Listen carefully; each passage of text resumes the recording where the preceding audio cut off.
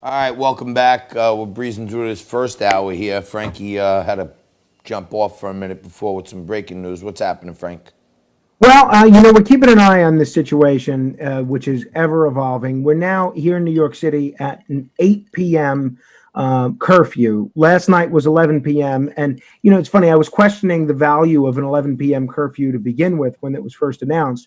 But now, apparently, I'm not the only one because today they made it 8 p.m. DC, same situation. Started at 11 p.m., then they moved it up to 7 p.m. Now, this morning here in New York, the governor is saying that if the state legislature brings him legislation reforming 50A, which is a provision that keeps police officers' disciplinary records secret, he'll sign it. Minority Leader Chuck Schumer, on a national level, he's calling for national law enforcement reform. Joe Biden, of course, gave a big speech this morning as well, and President Trump is visiting the second national shrine in Washington D.C., where they before they to symbolize religious freedom.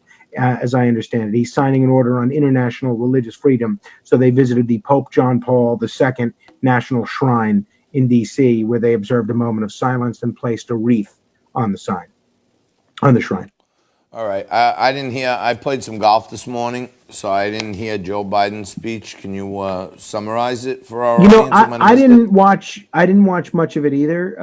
It was sort of on while with the sound off, but evidently, he was very vocal about the need for real leadership. He says the United States is crying out for leadership. He was speaking in Philadelphia, and he slammed the president for this photo op. Excuse me, staging a photo op at a church near the White House last night. Biden said that the violence is being done to the economy and the pursuit of justice in the United States. And he also referred to the ongoing coronavirus outbreak and the protests over the George Floyd killing. So I'm watching. I call it Morning Joke on MSNBC. That's how I get my juices flowing in the morning. And they come in, all this stuff happening all over the world. The first thing, the president had the nerve to walk across the street and stand in front of a church and hold a Bible. What? Maybe he's saying to America, a country that was built on Christian values, that's why it says, in God we trust, on our money. Maybe he was trying to tell people, keep the faith. Pray. Pray for all of us. Stand in front of a church. The left-wing media is telling you he's hiding under his bed, he's in a bunker. I thought it was quite nice to see that the president was brave enough to walk the streets. It wasn't planned. If the president walks out in the streets publicly, these things are manufactured and perfectly architected for the route he's going. He just said, I want to walk across the street, and they did it. And the one hair in the egg that they could pick out is that, why is he standing there with a Bible? He probably never opened the Bible in his life. Like, give me a break. That's the main news in the world right now. Yeah, well, look, I guess the legitimate question about, and I thought the president gave a great speech in the Rose Garden with exactly the right tone that that we need to be hearing right now. But I guess the main question that I have about what happened last night is those protesters that were sort of ushered away from St. John's Cathedral. There were reports that even though they were peaceful and they were standing there with their hands up, they were fired upon with rubber bullets and tear gassed. Now, if they were peaceful protesters, I think there's some serious questions about whether it's appropriate for them to be tear gassed and shot upon with rubber bullets. The bishop of the Episcopal Church in D.C. also said she didn't appreciate that their church was being used as a photo op. But I thought it was nice that he went there a day after it was burning, and he was criticized for being in the White House bunker. I thought it was an important symbol for the country to show that we're not going to surrender to terrorists, which is what these Antifa people are, That's what I'm and saying. that he's indefatigable. Yeah, that's what I'm saying. I mean, all right, fine. Did they have to clear out the park? Yeah. Here's the thing. Cops shouldn't have to fire rubber bullets or tear gas. You know what I'm saying? The cops come with their gear on and everything, and they say, hey, the president's coming, clear the way.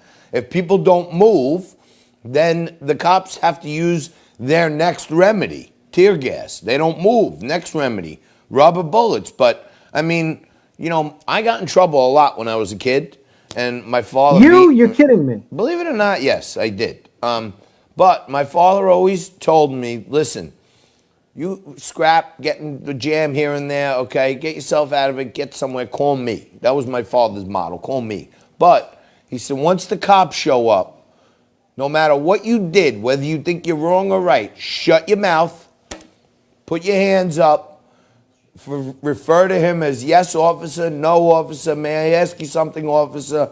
Do not resist. You hear instructions from a police officer, you follow them, because these guys sometimes, they're very stressed out, and if you make one wrong move, they could pull a trigger and you could be dead. So maybe it starts at home, and we're seeing a whole generation of kids here who are gamers. They got participation trophies for everything they ever did. They got core curriculum, so that instead of making the dumb kids smarter, they make the smart kids look dumber on paper, so that everyone feels like it's a kumbaya moment. And now you see what's happening.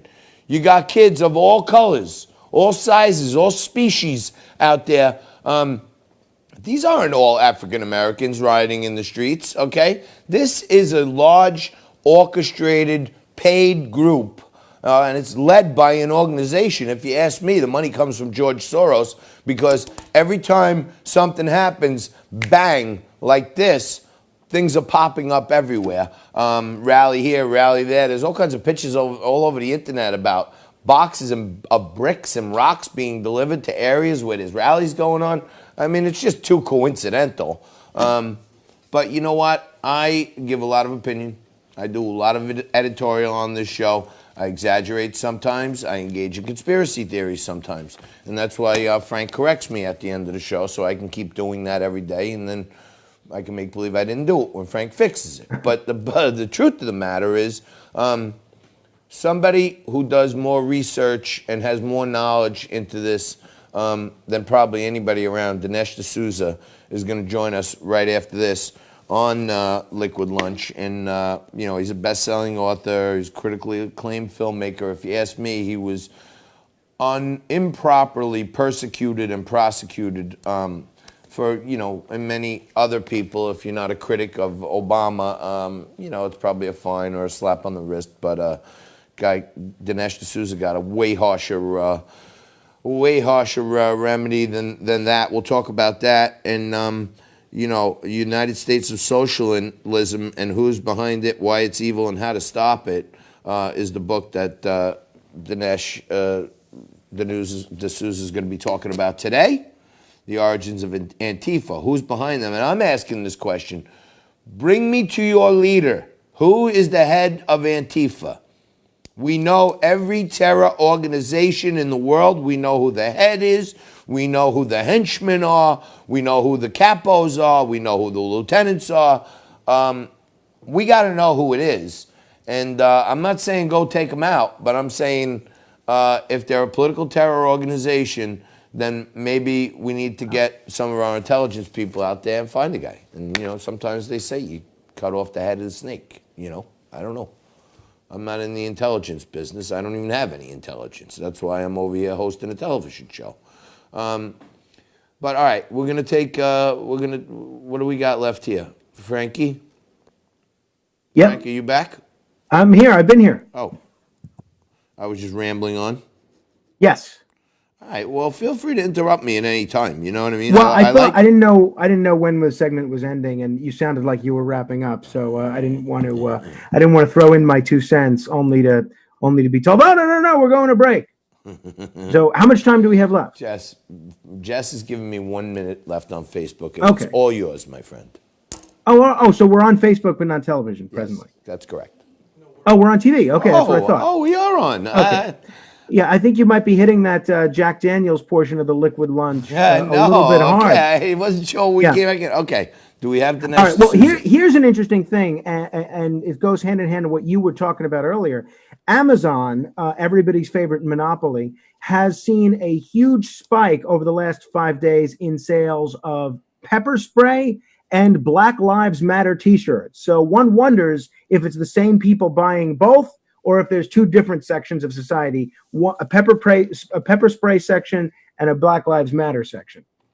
Wow, those are the two biggest sellers right now. over the last 8 days, that's been seen the biggest uptick. Those two Holy items. mackerel. All right. We're gonna take a quick break, and we're gonna come back right after this with Dinesh D'Souza.